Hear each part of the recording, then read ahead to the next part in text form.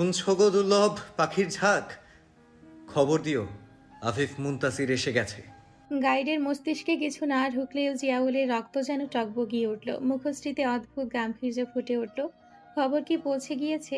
শুনশান বাতাসের শব্দ, নানান রকম অচেনা রহস্য, মুগ্ধতা পর্বত ঘেরা পরিবেশের চিরকালীন সঙ্গী।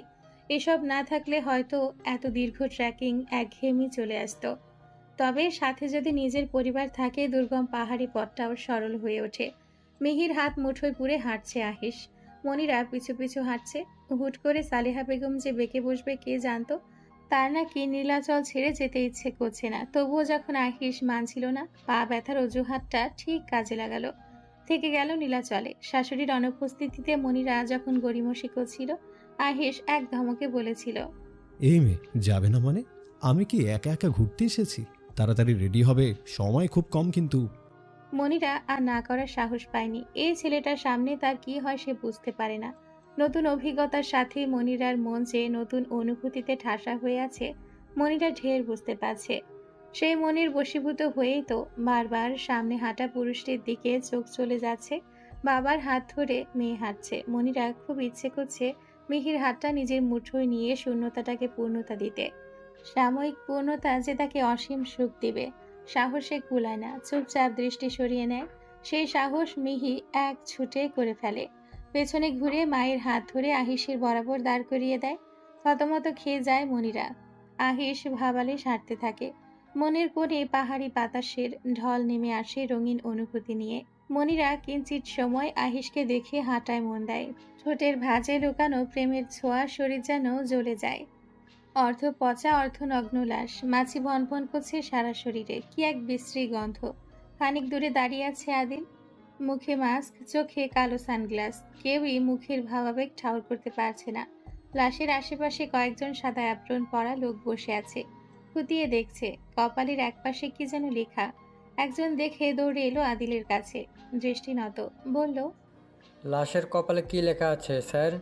আপনি দেখবেন নাকি আমি বলবো? আদিল উত্তর দিল না, হনহনি এগিয়ে গেল। কাছাকাছি যেতে বিশ্রী গন্ধটা নাকে মুখে ঢুকে গেল যেন। নিঃশ্বাস আটকে রেখেছে বলেই হয়তো পেটে চালান হলো না, নয়তো এই গন্ধে টিকে থাকা মুশকিল হতো। কিছুটা ঝুঁকে সানগ্লাস খুলে নিল আদিল। মাঝারি অক্ষরে কিছু লেখা, লোহা পুড়িয়ে খোদাই করেছে। মুচকি হাসল আদিল। ঝুঁকানো মাথা শটান হতে পিছিয়ে এলো সে। গম্ভীর কণ্ঠে নির্দেশ দিল, পাহাড়ের বুকে চাপা দিয়ে চুপচাপ ক্ষণিকের স্মৃতিটুকু মুছে ফেলবেন, নচেত আদিল মাহমুদ মানুষ ভালো না। শেষের কথাটা বলেই কিটকিটিয়ে হেসে প্রস্থান করলো আদিল। ঘরে ঢুকে মাস্ক খুলে ওয়াশরুমে ঢুকে পড়ল। গোসল না করলে এই গন্ধ নাক থেকে সরবে না মনে হয়। গোসল সেরে সারা রুমে সুগন্ধি স্প্রে করে দিল। ইজি চেয়ারে বসে খানিকক্ষণ চুপ থেকে সিগারেটের প্যাকেট থেকে সিগারেট বের করলো। আপন ভাবনায় ব্যস্ত থেকে ধরানোর সুযোগ পেল না। নেত্র পল্লবে ভাসছে দুটো লাইনে লেখাটা। আদিল বিড়বিড় করলো, আমি সাথে কন্যা, ভাষায় রক্তের বন্যা। কে হতে পারে? আদিল এক ছুটে ধরতে পারল না। কন্যা আছে বলে নিমিষে মেয়ে ধরে নেওয়া মস্তিষ্ক তার নয়। আদিলের মনে হচ্ছে খেলাটা এবার সত্যি জমে উঠেছে। তবে সে এখন এসব ভাবতে চায় না। আজকে রাতে যাত্রা শুরু করবে সে, কবে শেষ হবে জানে না। ফিরে এসে না হয় ভাববে, ততক্ষণে নিজেকে সময় দেওয়া যাক। দেখা যাক ভালো কিছু নিজের মধ্যে পায়, নাকি বাবার থেকে বড় হারামি নিজেকে আবিষ্কার করে। আপন ভাবনা যে কথা কয়। এখন গভীর রাত, চারপাশ অন্ধকারে নিমজ্জিত। খোলামেলা স্থান হওয়ায় চাঁদের আলো খানিক হলেও পৌঁছাচ্ছে। মাঝারি সাইজের এক তাঁবু, চারজনের ছোটখাটো দেহ ঠিক চলে যাবে। কাঠ জ্বালিয়ে আগুন ধরিয়েছে আফরা। কামিনী বেগম তাঁবুর কাজ ঘেঁষে বসে আছেন। সময়টা তার এতটা ভালো যাচ্ছে, সে যে বান্দরবান রয়েছে ঠিক ভুলে গেছেন। ফোন নিয়ে একদিক থেকে আরেক দিক ছুটে চলেছে নাদিয়া।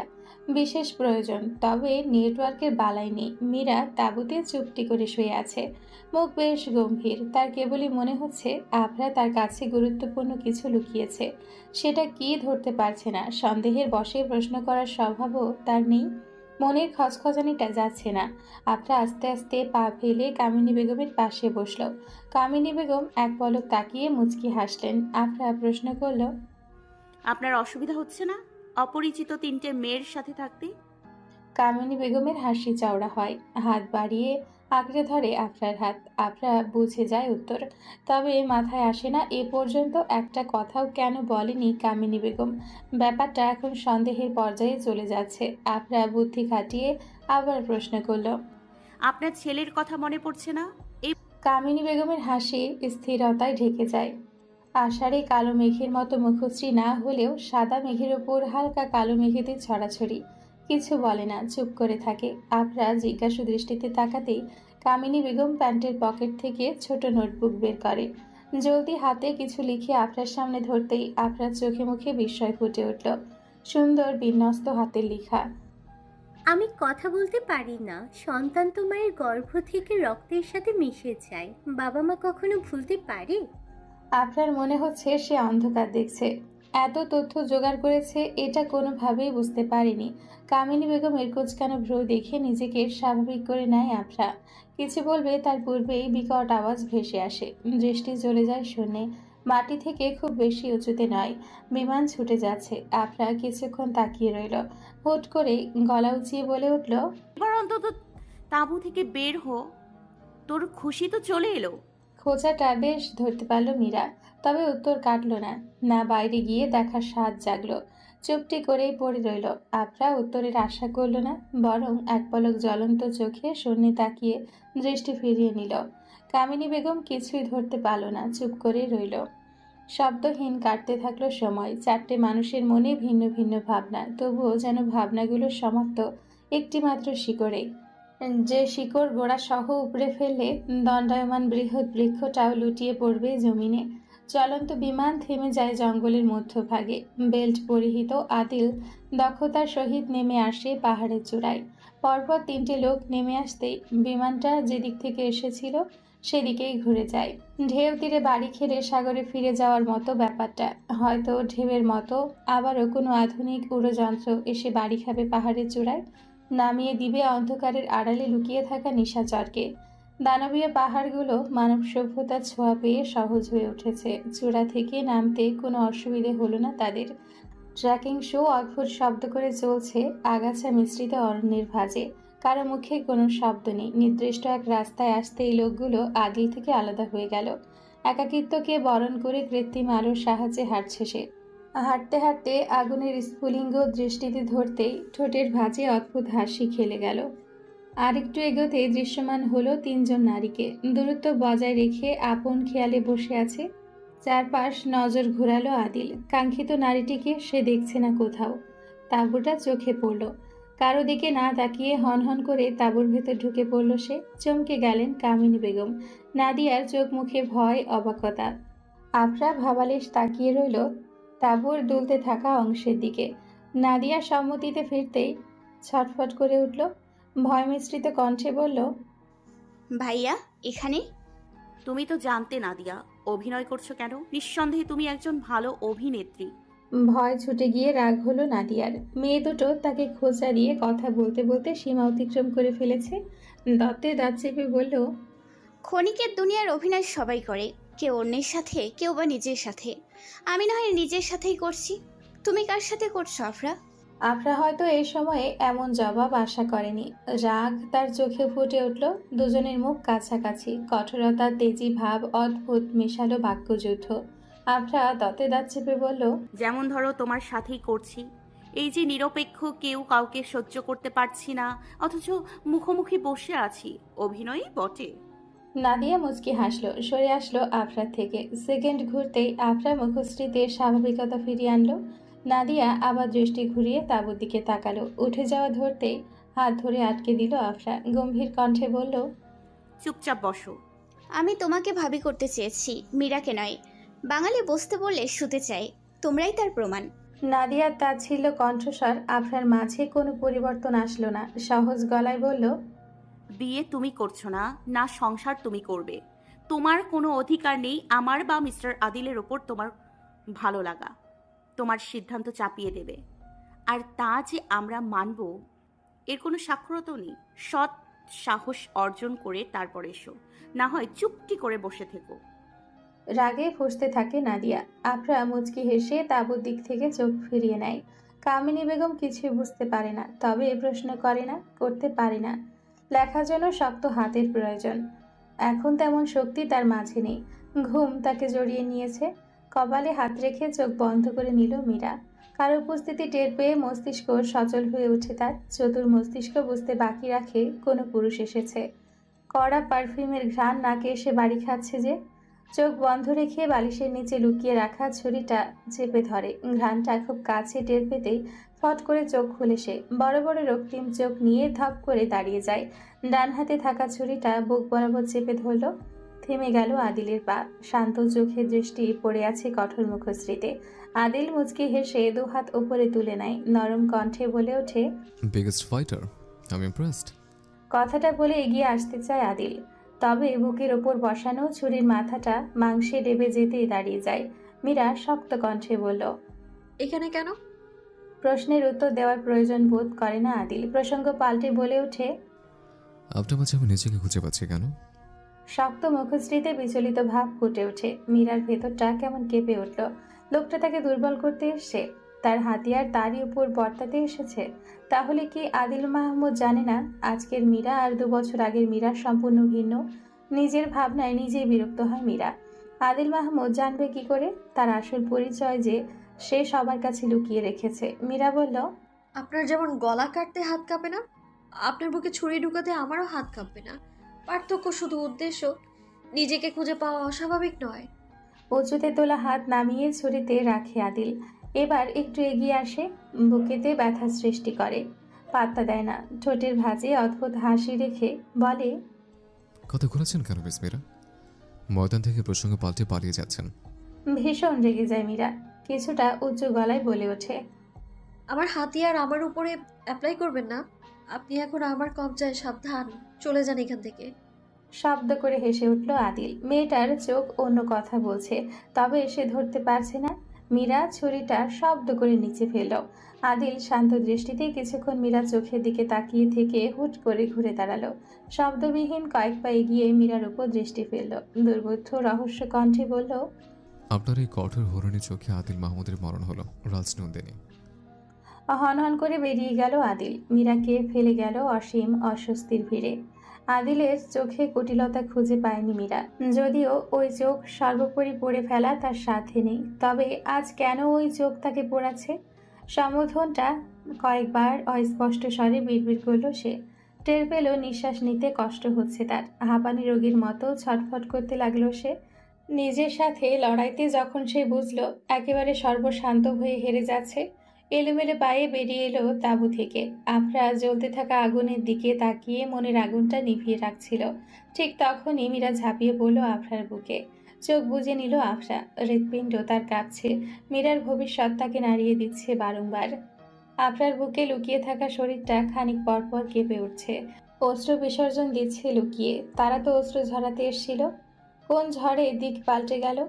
মিহি ঘুমিয়ে গেছে অনেকক্ষণ হলো। মেয়ের মাথায় হাত বুলিয়ে দিচ্ছে মনিরা। একটু পর পর বাইরের দিকে নজর দিচ্ছে। আগুন জ্বালিয়ে বসে আছে আহিস। মনিরার মন চাচ্ছে আহিসের পাশে বসতে। কাঁধে মাথা রেখে রাত্রিটা যাপন করলে মুহূর্তগুলো দাগ কাটার মতো হবে। নিজের মনোবাসনার ওপর নিজেই বিস্মিত মনিরা। এরকম ভাবনা আজ সে ভাবছে, সে কি নিজের জীবনের সত্যটা ভুলে গেছে? তার মতো বিধবা এক মেয়ের মাকে কেউ ভালোবাসবে? সে ভালোবাসার যোগ্য? আবার হুট করে মনে হলো, তার কি ভালো থাকার অধিকার নেই? তার মন যে ওই পুরুষটার প্রেমে ইতিমধ্যে ডুবে গেছে। সে তো মিথ্যে নয়, শুধু প্রেম ভুল হবে না। এই যে মানুষটাকে হারানোর ভয় তাকে গ্রাস করছে, এটা ভালোবাসা নয়। নানান রকম ভাবনার মিশ্রণ মনিরাকে যেন পাগল করে তুলছে। ভেতরের খারাপ সত্যটা যেন তাকে কঠোর হতে বাধ্য করছে জোর করে হলেও ভালোবাসা আদায় করতে। সে পারবে না? এবারও জীবন যুদ্ধে হেরে গিয়ে একাকিত্বকে বরণ করে নিতে হবে। এই মেয়ে, ইচ্ছে হলে বাইরে আসতে পারো। আমি কাপুরুষ নয় যে তোমার একাকিত্বের সুযোগ নেব। চমকে ওঠে মনিরা। অবচেতন মন যেন একাকিত্বের সুযোগ নেওয়ার তাড়নায় বয়ে যাচ্ছে। মনিরা কি তাহলে বিপথে যাচ্ছে? ভালোবাসা হারানোর ভয় তার মনুষ্যত্বকে বলিদান দিয়ে দিল। মাথা ঝেড়ে ভাবনাগুলোকে দূরে ফিকে মারে মনিরা। চোখ বুজে জোরে শ্বাস নেয়। আস্তে আস্তে পা ফেলে বাইরে আসে। আহিসের থেকে যথেষ্ট দূরত্ব বজায় রেখে বসতেই আহিস বলে ওঠে, ভয় পাচ্ছ? পাচ্ছ না। তোমার অবশ্যই ভয় পাওয়া উচিত। পুরুষ মানুষ দিয়ে বিশ্বাস নেই। কখন কোন সত্তাটা জেগে ওঠে বলা তো যায় না। ধরো এত সুন্দর একটা মেয়ে, নারী দেহ দেখে আমি নিজেকে কন্ট্রোল করতে পারলাম না, তখন কি করবে? গভীর অরণ্যে নিজেকে সতীত্ব বিসর্জন দেবে। যদিও আমি ধর্ষককে কখনোই সতীত্ব নষ্টের কারণ মনে করি না। নারী যদি নিজে থেকে এগোয় তবেই তার সতীত্ব বিসর্জন হবে, কিন্তু পুরুষ যদি জোর করে এগিয়ে আসে, আমার মতো নারীর সতীত্ব নষ্ট সে না ভাবা পর্যন্ত হবে না। পবিত্র সে সর্বদাই, যদি না নিজ থেকে অপবিত্রতার পথ বেছে না দেয়। থেমে জোরে নিঃশ্বাস নিল আহিস। এক টানা কথা বলে হাঁপিয়ে গেছে। কিছুক্ষণ নীরব থেকে আবার বলল, কোথায় যেন ছিলাম? ও এই তো, আমি যদি তোমার সাথে খারাপ ব্যবহার করি তুমি নিশ্চয়ই তোমাকে আমার হাত থেকে বাঁচাতে চাইবে। এর জন্য প্রয়োজন হাতিয়ার, কিন্তু তোমার কাছে তো নেই। প্রত্যেক নারীকে অবশ্যই নিজেকে প্রোটেক্ট করার হাতিয়ার সাথেই রাখা উচিত। কথাগুলো বলে আহিস পকেট থেকে মাঝারি আকারের ছুরি বের করে মনিরার সামনে ধরল। এতক্ষণ মুগ্ধ হয়ে মনিরা কথাগুলো শুনছিল। ছুরিটা চটজলদি নিজের হাতে নিল, কখন না ধমক দিয়ে বসে। হাতে হাত স্পর্শ হতে মনিরার সারা শরীর কেমন কেঁপে উঠল। আহিসের মধ্যে তেমন ভাবাবেগ দেখা গেল না। সে তার মতোই আগুনের আলোয় হাতে রাখা ইংরেজি নোবেলটা বিড়বিড় করে পড়ছে। এতেও যেন মনিরা অন্যরকম গাম্ভীর্য খুঁজে পেল। পাহাড়ে চড়াই উতরায়, ঝিরিপথ, বুনো ফুলের দল, এসব পেরিয়ে 2 দিন ট্রেকিং করে নেপিউ পাড়া পৌঁছেছে আফিফ। এরপর বাংলাদেশের এই অংশে আর কোনো পাড়া নেই, আছে শুধু পাহাড় আর পাহাড়। পাহাড় পেরিয়ে মিয়ানমারের সীমান্ত শুরু। বান্দরবানের পাড়াগুলোতে রাতে থাকার ব্যবস্থা থাকলেও আফিফ ইচ্ছে করে তাঁবু নিয়েছে, এবং কি পাহাড়ে ঢোকার সাথে সাথে গাইডকে তার প্রাপ্য সহ বকশিস দিয়ে বিদায় করেছে। বিশ্রাম নিচ্ছিল। ফোনের শব্দে বন্ধ চোখের পাতা উন্মুক্ত হয়। অচেনা নাম্বার, ঝটপট রিসিভ করে। অপর পাশ থেকে মেইলি সুর ভেসে আসে। আফিফ মুনতাসির বলছেন? বলছি বলেই তো ফোন দিয়েছেন। বড্ড বেশি কথা বলেন আপনি। বড্ড বেশি রহস্যময়ী সাজেন আপনি। যে জন্য ফোন করা? কারণ শোনার অপেক্ষা। চরম বিরক্ত হয় আফরা, নাকের পাটা ফুলে ওঠে তার। আফিফ নিঃশব্দে হাসে। মেয়েটাকে ডিস্টার্ব করতে ভালো লাগছে। ভেবেছিল আফরা এবারও কিছু বলবে, তবে তার ভাবনাকে বুড়ো আঙ্গুল দেখিয়ে আফরা বলল, অপেক্ষার ফল মিষ্টি হয়। কথাটা শেষ করে ফোনটা কেটে দিল সে। আফিফ কপাল কুঁচকাতে গিয়েও হেসে ফেলল। বিশ্রামের ভাবনাটা মাথা থেকে ঝেড়ে তাঁবু থেকে বেরিয়ে পড়ল। এদিকে জীবনগুলো কত জটিলতায় ঘেরা। না আছে উন্নত জীবন ব্যবস্থা, না আছে আধুনিকতার সহজের ছোঁয়া। তবুও তাদের জীবন ব্যবস্থা তাদের হিসেবে মানানসই। গোধূলিবেলায় গোটা তান্দই পাড়া ঘুরে দেখলো আহিসরা। পাহাড়ের উপর থেকে এই পাড়া দেখতে কেমন জানি বিভ্রম লেগেছিল, যেন গভীর অরণ্যের মাঝে দলবদ্ধ মানুষের বসতি। সন্ধ্যের দিকে ধীরে ধীরে পাড়ায় নামছে মেঘের দল। চোখের পলকেই জ্যোৎস্না নেমেছে প্রকৃতিতে। ধবধবে সাদা আলোয় মেঘে ঘেরা এই জনপদ আরো রহস্যময় হয়ে ওঠার অনবদ্য দৃশ্য। কোনো গহ্বরে চুপটি করে লুকিয়ে থাকার মতো, যেন বের হলে জ্যোৎস্না তাকে গভীর অরণ্যের মাঝে দৃশ্যমান করে তুলবে। দানবীয় পাহাড় হায়নার মতো এগিয়ে আসবে। মেঘের জন্য খানিক পিছিয়ে পড়েছে আহিসরা। মেয়েটা হাঁটতে হিমশিম খেয়ে যাচ্ছে। হাঁটার গতি এত ধীর ছিল, পিঁপড়াও যেন নিজের আয়তন অনুসারে প্রথম স্থান অধিকার করে নিবে। বিকেল হয়ে যাওয়ায় আজকের রাতটা পাড়ায় থাকতে হচ্ছে তাদের। দুর্গম পথ, রাতে পাড়ি দেওয়া মৃত্যুর মুখে যেচে যাওয়ার সমান কথা। পথের ক্লান্তি ভুলতে ঝিরিতে প্রাকৃতিক স্পা শ্রেষ্ঠ মাধ্যম। নিজস্ব তাঁবু নিয়েছে এখানেও, যদিও থাকার ব্যবস্থা অন্যত্র ছিল। সন্ধে গড়িয়ে রাত এলো বলে পায়ের ট্রেকিং শু জড়িয়ে আহিস মনিরার দিকে তাকালো। মেয়েটা তার দিকে তাকিয়ে আছে জিজ্ঞাসা দৃষ্টিতে। নরম সুরে বলল, আমি একটু বাইরে যাচ্ছি, ফিরতে কিন্তু রাত হতে পারে। তাঁবুর দরজা ভালো করে বেঁধে নেবে। আর হ্যাঁ, ভয় নেই, কেউ আসবে না, আসলেও বের হবে না। নিঃশ্বাসের শব্দও যেন না হয়। আড়ষ্ট হয়ে মনিরার মুখ ভোতা হয়ে এলো। এই অচেনা জায়গায় লোকটা তাদের দেখে কোথায় যাবে? যদি কোনো জীবজন্তু চলে আসে? আহিস মনিরার মুখ দেখে কিছুটা আন্দাজ করলেও আর কিছু বলার প্রয়োজন বোধ করল না। তার কাছে এর থেকে গুরুত্বপূর্ণ কাজ সম্মুখে দণ্ডায়মান। তাঁবু থেকে বের হয়ে যেতে মনিরার মনে হলো সে অথৈ সাগরে ডুবে যাচ্ছে। সত্যি তাদের রেখে চলে গেল? বিষণ্ণ মুখশ্রীতে ভয়গুলো যেন কিলবিল করছে। আহিস কিছুটা পথ যাওয়ার পরও ফিরে এলো। তাঁবুর খোলা অংশে উকি দিয়ে বলে উঠল, এই মেয়ে, তোমাকে খুঁটি হয়ে বসে থাকতে বলিনি, আমি দরজা বাঁধতে বলেছি। আমি আশেপাশেই আছি, ভয় নেই। সেকেন্ড সময় ব্যয় না করে হাঁটা ধরল আহিস। আশেপাশে আছি, শব্দ দুটোই কি ছিল মনিরা জানে না, তবে তার ভয় কেমন মন থেকে উড়ে যেতে লাগলো। মনে হলো অদৃশ্য এক ভরসা স্থল তাকে ঘিরে রেখেছে। তাঁবুর দরজা বন্ধ করে মেয়ের পাশে শুয়ে পড়ল সে। দুদিন ধরে একাকিত্ব তাকে ছুতে পারে না কোনো কালো রাতের বিভৎস কাহিনী, ছুতে পারে না মন খারাপের রাত। শুধু ছুঁয়ে দেয় আহিস নামক পুরুষটি, কথা দ্বারা, কাজ দ্বারা, নয়তোবা উপস্থিতি দ্বারা। এ কোন সুখে পড়ল সে? এই সুখ কপালে সইবে তো? জ্যোৎস্নার আলোয় হাঁটতে কোনো অসুবিধে হচ্ছে না, যদিও হাতে কৃত্রিম আলোর উৎস রয়েছে। ঝোপঝাড়, গাছগাছালি, আগাছা পেরিয়ে হাঁটতে থাকে আহিস। হাতে থাকা ঘড়িতে টাইম দেখে নিয়ে পায়ের গতি স্থির করে নেয়। অনেকটা সময় রয়েছে। একা একা মোটেও ভালো লাগছিল না তার। ইদানিং একাকিত্বকে বরণ করে নিতে কষ্ট হয়। হয়তো একাকিত্ব জীবন ছেড়ে 3 নারীর সঙ্গ পেয়েছিল বলেই আজ একাকিত্ব তাকে বাঁধতে পারছে না। ডান হাতে থাকা টর্চ লাইট বাম হাতে হস্তান্তর করে, ডান হাত গলিয়ে দেয় পকেটে। মানিব্যাগটা হাতে তুলে নিয়ে মুচকি হাসে। সে তো ভুলেই গিয়েছিল তার সঙ্গিনী যে তার সাথে প্রতিটা সেকেন্ডে রয়েছে। সে কেন একা মনে করবে নিজেকে? আহিসের এখন মনে হচ্ছে সত্যিই সে একা নয়, অদৃশ্য এক অবয়ব নিজের পাশে স্থাপন করে নেয় সে, যেন হাত ধরে হাঁটছে তার সাথে পা মিলিয়ে। মুচকি হেসে বলে উঠল, তোমাকে খোলা চলে দেখে বড্ড ইচ্ছে করছে। সবটা সময় বেনি বেঁধে রাখো কেন? আমার যে কি ভালো লাগে। তোমাকে নিজের করে নিয়ে আসি, তারপর দেখব কিভাবে বেনি করে রাখো। প্রত্যেকটা ক্ষণ চুলের ভাঁজে মুখ লুকিয়ে ঘ্রাণ নেব। মেয়েটা বুঝি লজ্জা পেল। আহিস অপলক তাকিয়ে রইল তার পাশে। ঘোরের মধ্যে বলে উঠল, লাজুকলতা প্রেম পিয়াসী আমার বুকে লুকিয়ে থাকো না। তোমার ওই লাজুক মুখশ্রী দেখে যে আমার হৃদয় কম্পমান হতে থাকে যাবে, অতপর মৃত্যু। খিলখিল করে হেসে উঠল মেয়েটি।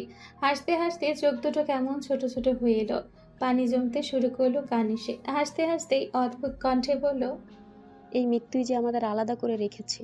নিয়তির নির্মম করাঘাতের আমি নামক মেয়েটি যে কলঙ্কিত। ঝলসে দিল দেহ, জ্বলে যাচ্ছে আহিস, শেষ করে দিচ্ছে আমাকে। আমার ভীষণ কষ্ট হয় আহিস। আমি যাচ্ছি গো তোমাকে একা ফেলে, চলে যাচ্ছি। এলোমেলো কণ্ঠস্বর মিলিয়ে যায় পাহাড়ের বুকে। বারংবার বাড়ি খায় আহিসের কর্ণকুহরে। মেয়েটিও আস্তে আস্তে মিলিয়ে যায় কুয়াশাচ্ছন্ন পরিবেশে। দিশেহারা হয়ে খুঁজে আহিস, নেই, কোথাও নেই। আহিসের আর্তনাদ দানবীয় পাহাড় কেমন আনন্দ নিয়ে উপভোগ করে। জঙ্গলের কোথাও থেকে চাপা চিৎকার। আহিস নিজের কাল্পনিক ভাবনা থেকে বের হয়। মেয়েটা এখন তার কল্পনাতে রাজত্ব করে। সামনাসামনি তো ধোঁয়াশা। চাপা আওয়াজকে অনুসরণ করতেই কয়েকটা যুবককে চোখে পড়ে। তার দিকেই কেমন করুণ চোখে তাকিয়ে আছে। দৃষ্টি ঘুরিয়ে নেয় আহিস, মুখশ্রী শক্ত করে বলল, খবর কি? যুবকগুলো যেন আহিসের কথা কানেই নিল না। একজন প্রসঙ্গ ঘুরিয়ে বলে উঠল, ভাবিকে এখনো খুঁজে পানি? খুব মিস করেন না? চোখ রাঙিয়ে তাকায় আহিস। ছেলেগুলো মাথা নিচু করে নেয়। কঠোর কণ্ঠে আহিস বলল, প্রশ্নের জবাব আমি দ্বিতীয়বার চাই না। ভাই, কয়েকজনকে একটু আগেই বেরিয়ে যেতে দেখলাম। আমরা এখন পিছু নিতে পারবো? আহিস কিছু না বলে পেছনে ঘুরে হাঁটতে শুরু করলো। হাঁটতে হাঁটতে গলা খানিক কুচিয়ে বলল, আজকের রাতের অল ডিটেলস ফজরের পর চাই। আগে থেকেই জানা ছিল কি করতে হবে। এবার আদিল মাহমুদ ফাঁক দিয়ে বের হয়ে গেলে একটাকেও জীবিত রাখবো না। আমি দেখতে আদর্শ, তবে ভেতরে কিন্তু বড্ড হারামি। ব্যস্ত হাতে ল্যাপটপে আঙ্গুল চালাচ্ছিল আফিফ। পাশে ফোনে কথা বলছে জিয়াউল। মাঝে মাঝে অপর পাশের মানুষটার উপর চড়াও হচ্ছে। আফিফের সেদিকে খেয়াল নেই, সময় খুব কম। চটজলদি কাজগুলো না শেষ করলে সমস্যাটা তারই। কোনো দিক তাকাবার ফুরসত নেই যেন। এমন সময় মেয়েলি কণ্ঠের অদ্ভুত ভাষা ভেসে আসে কর্ণকুহরে। 시구봐요. 한가고바 인도 왕포라풀? গতিতে থাকা আঙ্গুল থেমে যায় আফিফের। ভ্রুকুচকে জিয়াউলের দিকে তাকায়। ছেলেটা এখনো ফোনে কথা বলছে। অগত্যা আফিফ উঠে দাঁড়ালো। দরজার বাঁধন খুলে বাইরে বেরোতেই চোখে পড়ল সালোয়ার কামিজ পরা সুশ্রী এক মেয়েকে। আফিফ চিনতে পারল না, তবে উপজাতির কেউ ধরতে পারল। তাদের থেকে মুখে শ্রী আলাদা। কিছু জিজ্ঞেস করার আগেই মেয়েটি খানিক ঝুঁকে বলল, 시구봐요. 가나미 안한. 가 নেপিউ পারাগা লাচো? আফিফ ভ্রুকুচকে তাকায়। মেয়েটির ভাষা সে বুঝতে পেরেছে। এসব তার আয়ত্তে রয়েছে, তবে মেয়েটির আসার কারণ সে বুঝতে পারছে না। আনান এবার সহজ কণ্ঠে বলল, 고박나 자가. 또 거이야 해? আফিফ মাথা নেড়ে সায় জানায়। মেয়েটি কিছুক্ষণ আফিফের দিকে তাকিয়ে থাকে। চট করেই তার চোখ কেমন খুশিতে চকচক করে ওঠে। চঞ্চল সুরে বলে উঠল, আসসালামু আলাইকুম। আমি কি আপনার বাসায় ঢুকতে পারি? আমার নাম আনান, এই পাড়াতেই থাকি। আপনার সাথে একটু কথা ছিল। আফিফ বিরক্তির সাথে অবাক হয়। প্রথমত সে মেয়েটির ভাষা খুব বুঝেছে, তা বুঝতে পেরেও মেয়েটি তাকে বাংলায় বুঝিয়ে অক্ষমতাটাকে নির্বাক করার প্রয়াস চালালো। দ্বিতীয়ত মেয়েটি এত সুন্দর বাংলা বলছে, তবে সেসব বিষয়ে কোনো কথা না বলেই বলল, আমি আপনার কথা সম্পূর্ণই বুঝতে পেরেছি ম্যাম। এখানে আসার কারণ যদি বলতেন উপকার হতো। কেমন একটা বিদ্রুপ মিশে আছে যেন। আনান হাত দিয়ে নাক ডলে বলল, পর্বতের চূড়ায় উঠতে গাইড লাগবে বলেছিলেন, আমাকে আপনাদের সার্ভিস দেওয়ার জন্যই পাঠানো হয়েছে। ভ্রু উঁচিয়ে কিছুক্ষণ ভাবলো আফিফ, তারপর বলল, আজ লাগবে না, কাল সকালে চলে আসবেন। এবার আসতে পারেন। জি আমি জানি আজ এখানে আমার কোনো প্রয়োজন নেই। আমি এসেছি একটা খবর দিতে। আজ রাতে পাড়ায় একটা অনুষ্ঠানের আয়োজন করা হয়েছে, মূলত গান বাজনা, নাচ গান, লাঠি খেলা এসবের। পাড়ার হেড আপনাদের আমন্ত্রণ করেছে। এও বলেছেন আপনারা থাকলে খুবই ভালো লাগবে তাদের। আপনাদের কোনো অসুবিধা হবে না, নিজ দায়িত্বে তাঁবুতে নিয়ে আসবেন। চাইলে আপনারা পাড়াতেই থাকতে পারেন। সেখানে বলিগুলো আওড়িয়ে ফুস করে নিঃশ্বাস ছাড়লো আনান। হাঁপ ছেড়ে বাঁচল যেন। তখন আফিফের মুখশ্রীতে বিস্ময়। আজ অনুষ্ঠান হলে কেমন করে হবে? আফিফ দুম করে প্রশ্ন করে বসল, আপনাদের ধর্মীয় উৎসব নাকি হুট করেই আয়োজন করা হয়েছে? না না, ধর্মীয় নয়। অনেকদিন হলো গান বাজনার আয়োজন হয় না। হুট করেই কেন আজকের রাত ঠিক করলো আমি সঠিক জানি না। হেড আমাকে এও বলেছে আপনাদের চোখে চোখে রাখতে, দুদণ্ড সময়ও চোখের আড়াল না করতে। তাই এখন থেকে আমি আপনাদের সাথেই আছি। কথাগুলো বলেই আনান ভেতরে গেল। আফিফ তাজ্জব হয়ে আনানের জামা দেখলো। খটকাটা ঠিক জায়গায় লেগে গেছে। আজ রাতের প্রোটেকশনের জন্যই এমন আয়োজন বুঝতে বাকি রাখেনি আফিফ। তবে মেয়েটি তাকে সরাসরি কেন বলল? আচরণে কেমন বাচ্চা বাচ্চা ভাব। সত্যি কি বাচ্চা, নাকি মেয়েটা ভান করছে ধরতে পারল না আফিফ। মাথায় জট পেকে যাচ্ছে। কয়েক কদম এগিয়ে আফিফ ঘাসের উপর বসলো। হিসেব মিলেও যেন মিলছে না। আনান ভেতরে গিয়ে বসে পড়ে। জিয়াউল পেছনে ঘুরে তখনও ফোনে কথা বলছিল। কার উপস্থিতিতে ঘুরতেই চোখ বড় বড় হয়ে যায় তার। আনান অস্বস্তিতে পড়ে নিজের মুখ ঢাকার প্রাণপণ চেষ্টা করে, তবে নিয়তি আজ তার সাথ দেয়নি। কিছুটা চেঁচিয়ে ওঠে জিয়াউল, তুমি তুমি এখানে কি করছো? দেখো, তোমার পিক আমার ফোনে নেই, আবার কি চাই? ছবির কথা বলতেই জিভেতে কামড় বসে আনান। চটজলদি মানানোর মতো করে বলে, ওসব কথা তুলে লজ্জা দিবেন না প্লিজ। আমি আসলে বান্ধবীদের পাল্লায় পড়ে ওই রকম করে ফেলেছি। পরে আপনার ফোন ফেরত দিয়েছিলাম এক আপুকে দিয়ে। জিয়াউলের রাগ তবুও কমে না। কমবে কি করে? এই মেয়েটার জন্য শুধু শুধু তার বকা শুনতে হয়েছে। তেড়ে যেতে নিয়েও থেমে যায় সে। মেয়েদের সাথে ঝগড়া করতে পারে, তবে অসম্মান নয়।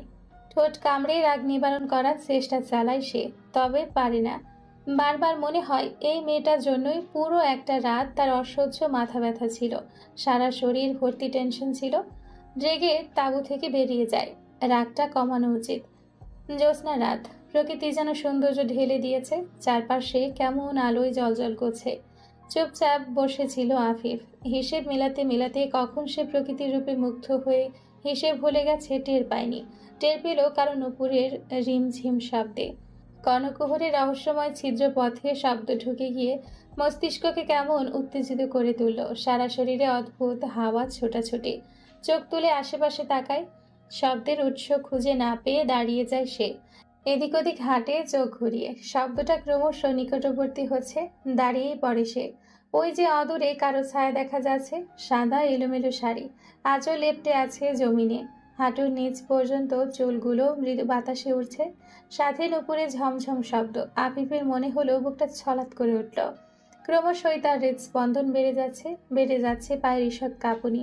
দাঁড়িয়ে থাকতে না পেরে আফিফ ঘাস ধরে বসে পড়ে মাটিতে। চোখের দৃষ্টি পরিবর্তন হয় না, একভাবে পড়ে আছে এলোকেশী মেয়েটির ওপর। আস্তে আস্তে ছায়া মিলিয়ে যেতে থাকে। এক সমোহনী ঘোরে এগিয়ে যেতে থাকে আফিফ। নাগাল পায় না, থেমে যায়। তৎক্ষণাৎ মস্তিষ্ক তার সচল হয় না। অদ্ভুত অনুভূতি টের পায় নিজের মধ্যে। এটা কি চট করে প্রেমে পড়া লক্ষণ? শুধুমাত্র এলোমেলো শাড়ি, চুলের গোছা দেখে প্রেমে পড়া যায়? প্রশ্নের উত্তর পেল না আফিফ। শুধু অস্পষ্ট স্বরে বলে উঠল, কোলাহল মুক্ত নির্জন পথ, পূর্ণিমার আলোয় প্রকৃতির জল জল ভাব বিস্তৃত। অজানায় গেল কেশি, হৃদয় করে গেল ছিন্ন ভিন্ন। আমার একটি রাজনন্দিনী। ফিসফিস শব্দে বসা থেকে দাঁড়িয়ে পড়ে মীরা। কানে থাকা ফোনটা নামিয়ে নম্বরটা আবার দেখে নেয়। অচেনা নাম্বার যে আদিল হতে পারে ভাবেনি হয়তো। মীরা কঠোর কণ্ঠে বলে ওঠে, ডাকবেন না এই নামে, কি চাই? হাসির শব্দ। নরম কণ্ঠে আদিল বলল, আমার একটি রাজনন্দিনী, রাখবো না? আদিল মাহমুদ যে চিৎকারের বিনিময়ে এমন নরম সুরে কথা বলবে মীরা হয়তো ভাবতে পারেনি, ভাবার কথাও না। প্রশ্নের জবাব না পেয়ে আদিল আবার বলল, আপনাকে নিজ ছাড়তে চাইবো আমি। খুব জলদি সারপ্রাইজ অপেক্ষা করছে। পরীক্ষা হয়ে যাক না, নিষ্ঠুর হৃদয়ের পুরুষ নিষ্ঠুর হৃদয়ের নারীর মনে জায়গা করতে পারে কিনা। কথা বলার কিছু খুঁজে পায় না মীরা। বুকের ভেতর অসহনীয় পীড়া কাবু করে দিচ্ছে তাকে। মীরা ফোন কাটতেই শব্দ করে হেসে উঠল আদিল, যেন কৌতুক পেয়েছে। রাজনন্দিনী নামে সেভ করা নাম্বারে এক পলক চোখ রেখে ফিসফিস করে বলে উঠল,